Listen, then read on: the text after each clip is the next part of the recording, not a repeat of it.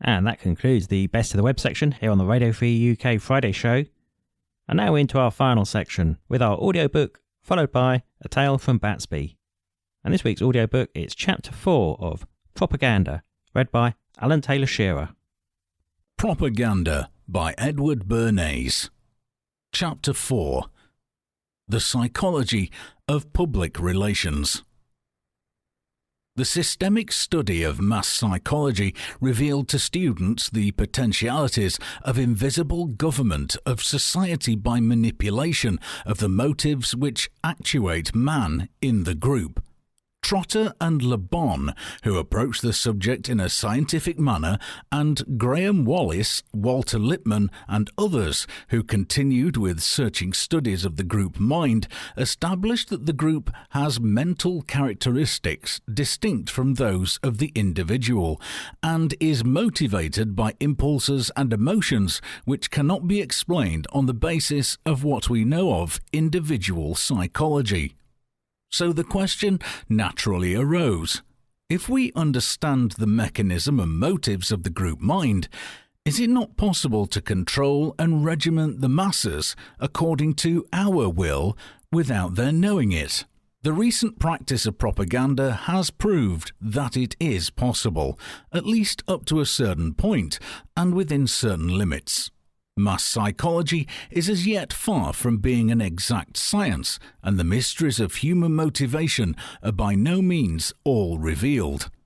But at least theory and practice have combined with sufficient success to permit us to know that in certain cases we can effect some change in public opinion with a fair degree of accuracy by operating a certain mechanism. Just as the motorist can regulate the speed of his car by manipulating the flow of gasoline, propaganda is not a science in the laboratory sense, but it is no longer entirely the empirical affair that it was before the advent of the study of mass psychology. It is now scientific in the sense that it seeks to base its operations upon definite knowledge drawn direct from observation of the group mind, and upon the application of principles which have been demonstrated to be consistent and relatively constant. The modern propagandist studies systematically and objectively the material with which he is working in the spirit of the laboratory. If the matter in hand is a nationwide sales campaign, he studies the field by means of a clipping service, or of a corps of scouts, or by personal study at a crucial spot.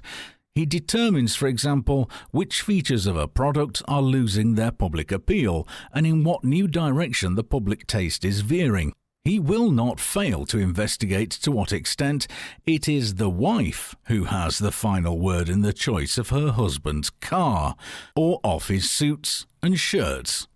Scientific accuracy of results is not to be expected, because many of the elements of the situation must always be beyond his control. He may know with a fair degree of certainty that under favourable circumstances an international flight will produce a spirit of goodwill, making possible even the consummation of political programmes.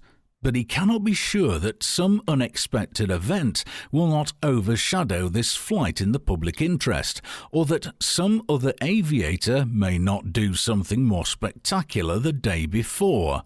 Even in his restricted field of public psychology, there must always be a wide margin of error. Propaganda, like economics and sociology, can never be an exact science for the reason that its subject matter, like theirs, deals with human beings. If you can influence the leaders, either with or without their conscious cooperation, you automatically influence the group with which they sway. But men do not need to be actually gathered together in a public meeting or in a street riot to be subject to the influences of mass psychology, because man is by nature gregarious. He feels himself to be a member of a herd, even when he is alone in his room with the curtains drawn. His mind retains the patterns which have been stamped on it by the group influencers. A man sits in his office deciding what stocks to buy. He imagines, no doubt, that he is planning his purchases according to his own judgment. In actual fact, his judgment is a melange of impressions stamped on his mind by outside influences, which unconsciously control his thought. He buys a certain railroad stock because it was in the headlines yesterday, and hence is one which comes most prominently to his mind because he has a pleasant recollection of a good dinner on one of its fast trains, because he has a liberal Labour policy, a reputation for honesty, because he has been told that JP Morgan owns some of its shares. Trotter and Le Bon concluded that the group mind does not think in the strict sense of the word. In place of thoughts, it has impulses, habits, and emotions. In making up its mind, its first impulse is usually to follow the example of a trusted leader. This is one of the most firmly established principles of mass psychology. It operates in establishing the rising or diminishing prestige of a summer resort, in causing a run on a bank, or a panic on the stock exchange, in creating a bestseller or a box office success. But when the example of the leader is not at hand and the herd must think for itself, it does so by means of clichés, pat words, or images which stand for a whole group of ideas or experiences. Not many years ago, it was only necessary to tag a political candidate with the word interests to stampede millions of people into voting against him, because anything associated with the interests seemed necessarily corrupt. Recently, the word Bolshevik has performed a similar service for persons who wish to frighten the public away from a line of action. By playing up an old cliché or manipulating a new one, the propagandist can sometimes swing a whole mass of group emotions. In Great Britain during the war, the evacuation hospitals came in for a considerable amount of criticism because of the summary way in which they handled their wounded. It was assumed by the public that a hospital gives prolonged and conscientious attention to its patients. When the name was changed to evacuation posts, the critical reaction vanished. No one expected more than adequate emergency treatment from an institution so named. The cliché hospital was indelibly associated in the public mind with a certain picture. To persuade the public to discriminate between one type of hospital and another, to disassociate the cliché from the picture it evoked, would have been an impossible task. Instead, a new cliché automatically conditioned the public emotion towards these hospitals. Men are rarely aware of the real reasons which motivate their actions. A man may believe that he buys a motor car because, after careful study of the technical features of all makes on the market, he has concluded that this is the best. He's almost certainly fooling himself. He bought it, perhaps because a friend whose financial acumen he respects bought one last week, or because his neighbours believed he was not able to afford a car of that class, or because its colours are those of his college fraternity. It is chiefly the psychologists of the school of Freud who pointed out that many of man's thoughts and actions are compensatory substitutes for desires which he has been obliged to suppress. A thing may be desired not for its intrinsic worth or usefulness, but because he has unconsciously come to see it as a symbol of something else, the desire for which he is ashamed to admit to himself. A man buying a car may think he wants it for purposes of locomotion, whereas the fact may be that he would really prefer not to be burdened with it and would rather walk for the sake of his health. He may really want it because it is a symbol of social position, an evidence of his success in business, or a means of pleasing his wife. This general principle that men are very largely activated by motives which they conceal from themselves is as true of mass as individual psychology. It's evident that the successful propagandist must understand the true motives and not be content to accept the reasons which men give for what they do. It is not sufficient to understand only the mechanical structure of society, the groupings and cleavages and loyalties. An engineer may know all about the cylinders and pistons of a locomotive, but unless he knows how steam behaves under pressure, he cannot make his engine run. Human desires are the steam which makes the social machine work. Only by understanding them can the propagandist control that vast, loose-jointed mechanism which is modern society. The old propagandist based his work on the mechanistic reaction psychology then in vogue in our colleagues. This assumed that the human mind was merely an individual machine, a system of nerves and nerve centers reacting with mechanical regularity to stimuli like a helpless, will-less automation. It was the special pleader's function to provide the stimulus which would cause the desired reaction in the individual purchaser. It was one of the doctrines of the reaction psychology that a certain stimulus often repeated would create a habit, and that the mere reiteration of an idea would create a conviction. Suppose the old type of salesmanship, acting for a meat packer, was seeking to increase the sale of bacon. It would reiterate innumerable times in full-page advertisements, "Eat more bacon. Eat bacon because it is cheap, because it is good, because it gives you reserve energy." The new salesmanship, understanding the group structure of society and the principles of mass psychology, would first ask, who is it that influences the eating habits of the public? The answer obviously is the physicians. The new salesman will then suggest to physicians to say publicly that it is wholesome to eat bacon. He knows as a mathematical certainty that large numbers of persons will follow the advice of their doctors because he understands the psychological relation of dependence of men upon their physicians. The old-fashioned propagandist, using almost exclusively the appeal of the printed word, tried to persuade the individual reader to buy a definite article immediately. This approach is exemplified in a type of advertisement which used to be considered ideal for the point of view of directness and effectiveness. You, perhaps with a finger pointing at the reader, buy O'Leary's rubber heels now. The advertiser sought by means of reiteration and emphasis directed upon the individual to break down or penetrate sales resistance. Although the appeal was aimed at 50 million persons, it was aimed at each as an individual. The new salesmanship has found it possible, by dealing with men in the mass through their group formations, to set up psychological and emotional currents which will work for him. Instead of assaulting sales resistance by direct attack, he is interested in removing sales resistance. He creates circumstances which will swing emotional currents so as to make for purchaser demand.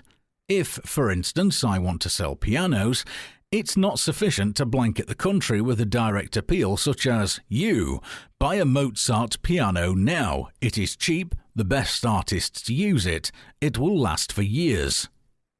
The claims may well all be true, but they are in direct conflict with the claims of other piano manufacturers, and in indirect competition with the claims of a radio or a motor car, each competing for the consumer's dollar.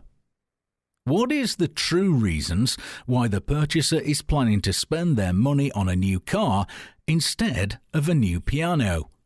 Because he's decided that he wants the commodity called locomotion more than he wants the commodity called music. Not altogether. He buys a car because it is at the moment the group custom to buy cars. The modern propagandist, therefore, sets to work to create circumstances which will modify that custom. He appeals perhaps to the home instinct which is fundamental. He will endeavour to develop public acceptance of the idea of a music room in the home. This he may do, for example, by organising an exhibition of period music rooms designed by well-known decorators who themselves exert an influence on the buying groups. He enhances the effectiveness and prestige of these rooms by putting in them rare and valuable tapestries. Then, in order to create dramatic interest in the exhibit, he stages an event or ceremony. To this ceremony, key people, persons known to influence the buying habits of the public, such as a famous violinist, a popular artist, and a society leader, are invited. These key persons affect other groups, lifting the idea of the music room to a place in the public consciousness which it did not have before. The juxtaposition of these leaders and the idea which they are dramatizing are then projected to the wider public through various publicity channels. Meanwhile, influential architects have been persuaded to make the music room an integral architectural part of their plans, with perhaps a specially charming niche in one corner for the piano. Less influential architects will, as a matter of course, imitate what is done by the men whom they consider masters of their profession. They, in turn, will implant the idea of the music room in the mind of the general public. The music room will be accepted because it has been made the thing. And the man or woman who has a music room or has arranged a corner of the parlour as a musical corner will naturally think of buying a piano. It will come to him as his own idea.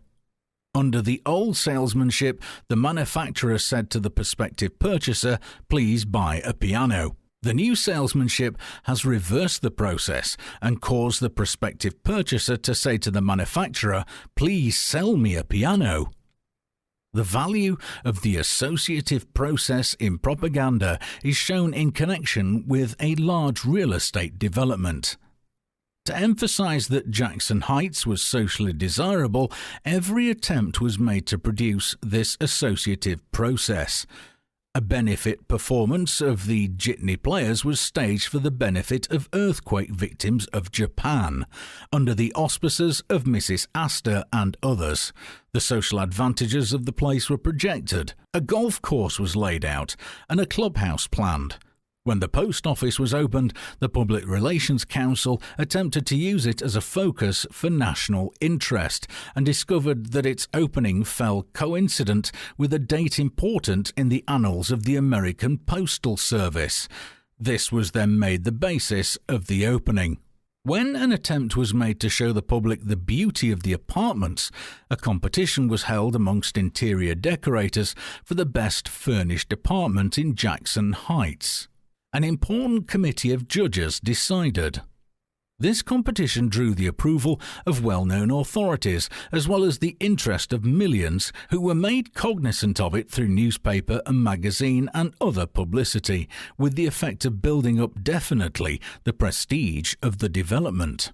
One of the most effective methods is the utilization of the group formation of modern society in order to spread ideas.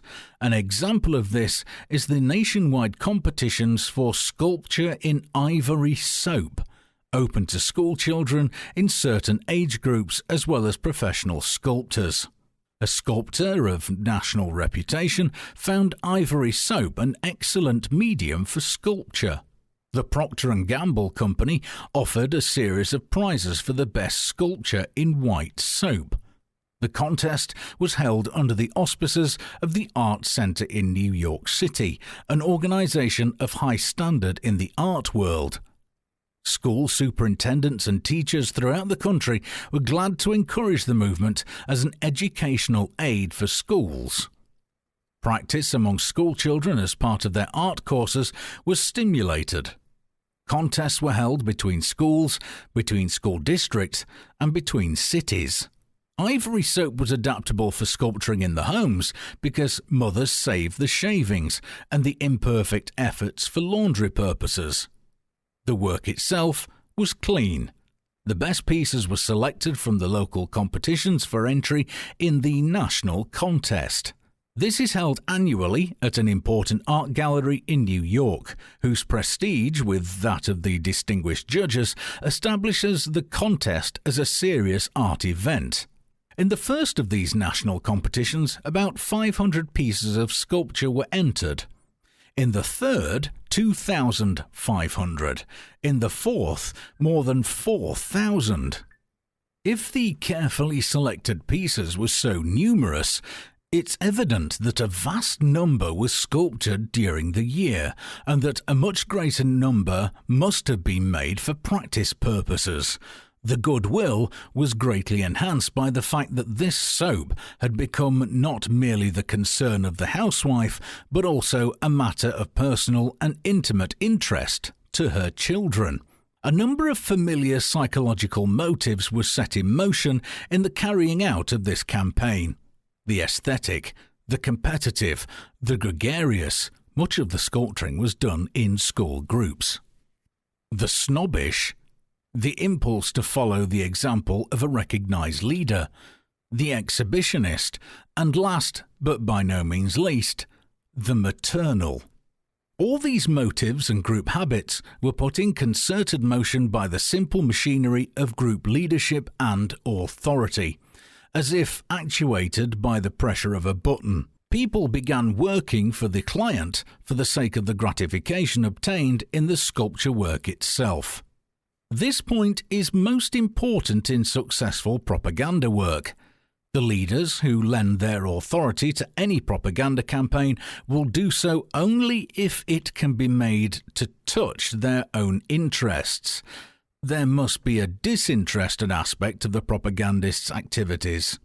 In other words, it's one of the functions of the Public Relations Council to discover at what points his client's interests coincide with those of other individuals or groups. In the case of the soap sculpture competition, the distinguished artists and educators who sponsored the idea were glad to lend their services and their names because the competitions really promoted an interest which they had at heart, the cultivation of the aesthetic impulse amongst the younger generation. Such coincidence and overlapping of interests is as infinite as the interlacing of group formations themselves. For example, a railway wishes to develop its business. The Council on Public Relations makes a survey to discover at what points its interests coincide with those of its prospective customers. The company then establishes relations with chambers of commerce along its right-of-way and assists them in developing their communities.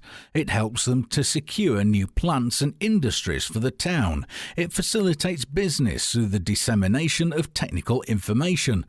It's not merely a case of bestowing favours in the hope of receiving favours. These activities of the railroad, besides creating goodwill, actually promote growth in its right-of-way. The interests of the railroad and the communities through which it passes mutually interact and feed one another. In the same way, a bank institutes an investment service for the benefit of its customers, in order that the latter may have more money to deposit with the bank. Or a jewellery concern develops an insurance department to insure the jewels it sells in order to make the purchaser feel greater security in buying jewels. Or a baking company establishes an information service suggesting recipes for bread to encourage new uses for bread in the home.